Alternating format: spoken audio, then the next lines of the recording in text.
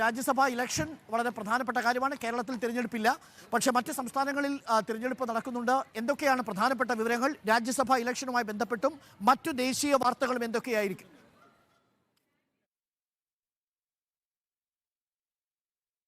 അരുൺ, ഇന്നിപ്പോൾ ഏറ്റവും പ്രധാനപ്പെട്ടത് രാജ്യസഭാ തെരഞ്ഞെടുപ്പ് തന്നെയാണ്. പ്രധാനമായും ഉത്തർപ്രദേശ്, അതോടൊപ്പം തന്നെ ഹിമാചൽ പ്രദേശ്, കർണാടക സംസ്ഥാനങ്ങളിൽ മാത്രമാണ് മത്സരം ഉള്ളത് എന്നാണ് യാഥാർത്ഥ്യം. നേരത്തെ 15 സംസ്ഥാനങ്ങളിലെ 56 സീറ്റുകളിലേക്കായിരുന്നു ഇന്ന് തെരഞ്ഞെടുപ്പ് പ്രഖ്യാപിച്ചിരുന്നത്. എന്നാൽ ബാക്കിയിടങ്ങളിൽ എല്ലാം എതിരില്ലാതെ സ്ഥാനാർത്ഥികൾ, സോണിയാഗാന്ധി അടക്കമുള്ളവർ എതിരില്ലാതെ വിജയിക്കുകയും ചെയ്തിട്ടുണ്ട്. ഇനിയിപ്പോൾ മത്സരം ഇന്ന് ഉള്ളത് എന്ന് പറയുന്നത് കർണാടകയിലും ഹിമാചൽ പ്രദേശിലും ഉത്തർപ്രദേശിലും മാത്രമാണ്. അതിൽ ഏറ്റവും അധികം സീറ്റുകൾ ഉള്ളത് ഉത്തർപ്രദേശിലാണ്. അവിടെ 10 സീറ്റുകളാണ് ഒഴിഞ്ഞിടക്കുന്നത്. ഈ 10-ൽ നിലവിലത്തെ അംഗങ്ങളുടെ ബലം വെച്ച് നോക്കുകയാണെങ്കിൽ 7 BJPക്കും 3 സമാജ്വാദി പാർട്ടിക്കും വിജയിക്കാൻ കഴിയും. പക്ഷേ അതിലൊരു പ്രശ്നം എന്ന് പറഞ്ഞാൽ ഒരു സ്ഥാനാർത്ഥിയെ അധികമായി BJP നിർത്തിയിട്ടുണ്ട് എന്നുള്ളതാണ് ഇതിൽ പ്രധാനപ്പെട്ട കാര്യം. അതായത് മൊത്തം 403 അംഗ നിയമസഭയിൽ BJPക്ക് 252, സമാജ്വാദി പാർട്ടിക്ക് 108 അംഗങ്ങളാണ് ഉള്ളത്. കോൺഗ്രസിന് 2 അംഗങ്ങളുണ്ട്. ഈ ഇന്ത്യ ബ്ലോക്ക് നിലയിൽ തന്നെ ആ പിന്തുണ സമാജ്വാദി പാർട്ടിക്കുണ്ട്. അതേസമയം RLD 9 അംഗങ്ങളുണ്ട്. അതോടൊപ്പം തന്നെ 6 അംഗങ്ങളുള്ള SB, SP ഉൾപ്പെടെയുള്ള പാർട്ടികളും BJPക്കൊപ്പമാണ് പിന്തുണ നൽകിയിരിക്കുന്നത്. നിലവിലത്തെ പ്രതിസന്ധി എന്ന് പറയുന്നത് ഇന്നലെ വിളിച്ച അത്താഴ വിരുന്ന്, അതായത്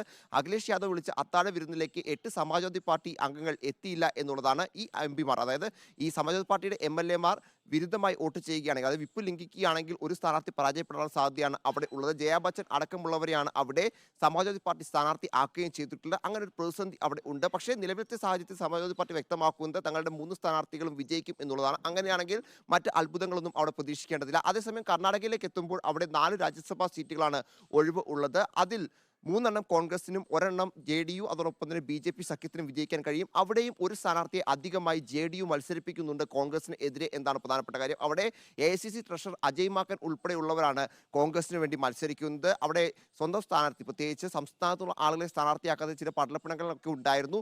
എന്താണെങ്കിലും അട്ടിമറി സാധ്യത അവിടെ മുന്നിൽ കണ്ടുകൊണ്ട് ഇന്നലെ തന്നെ 135 MLA മാരെയും കോൺഗ്രസ് റിസോർട്ടിലേക്ക് മാറ്റുകയും അതുമായി ബന്ധപ്പെട്ട ചർച്ചകളും അവരുമായി ആശയവിനിമയം ഒക്കെ നടത്തുകയും ചെയ്തിട്ടുണ്ട്. അവിടെയും കോൺഗ്രസിന്റെ വോട്ടുകൾ മാറി പറഞ്ഞെങ്കിൽ മാത്രമായിരിക്കും BJPക്ക് ഒരു സ്ഥാനാർത്ഥി കൂടി. നിലവിൽ 4 3 കോൺഗ്രസിനും 1 BJP JDU സഖ്യത്തിനും വിജയിക്കാൻ കഴിയുകയുള്ളൂ. അതിൽ ഒരാൾ കൂടി, അതായത് കോൺഗ്രസിന്റെ ഭാഗത്ത് നിന്ന് വോട്ടുകൾ മറിയുകയാണെങ്കിൽ മാത്രമാണ് BJP സ്ഥാനാർത്ഥിക്ക് അവിടെ പ്രതീക്ഷയ്ക്ക് വകയുള്ളൂ. അതേസമയം ഹിമാചൽ പ്രദേശിലേക്ക് വന്നു കഴിഞ്ഞാൽ അവിടെ ഒരു രാജ്യസഭാ സീറ്റാണ് ഒഴിവുള്ളത്. അവിടെ കോൺഗ്രസിന്റെ മുതിർന്ന നേതാവ് മനു അഭിഷേക് സിംഗ്വിയാണ് കോൺഗ്രസിന്റെ സ്ഥാനാർത്ഥി. അതേസമയം അവിടെ നിലവിലത്തെ സാഹചര്യത്തിൽ BJPക്ക് വിജയിക്കാൻ ഒരു സാധ്യതയുമില്ല. പക്ഷേ BJP ഹർഷ് മഹാജനെ അവിടെ രംഗത്ത് ഇറക്കിയ ഒരു മത്സരം കാഴ്ചവെക്കുന്നുണ്ട്. പക്ഷേ കോൺഗ്രസ് വോട്ടുകൾ അങ്ങനെ പലയിടങ്ങളിലായി രാജ്യസഭാ തിരഞ്ഞെടുപ്പുകൾ നടക്കുകയാണ്. വളരെ നിർണായകമായ ഒരു തിരഞ്ഞെടുപ്പിലേക്ക്, ലോക്സഭാ തിരഞ്ഞെടുപ്പിലേക്ക് രാജ്യം കടക്കുകയാണ്. വളരെ പ്രധാനപ്പെട്ട രാഷ്ട്രീയ സംഭവങ്ങൾ ഇന്നത്തെ ദിവസം നമ്മൾ പ്രതീക്ഷിക്കുന്നു.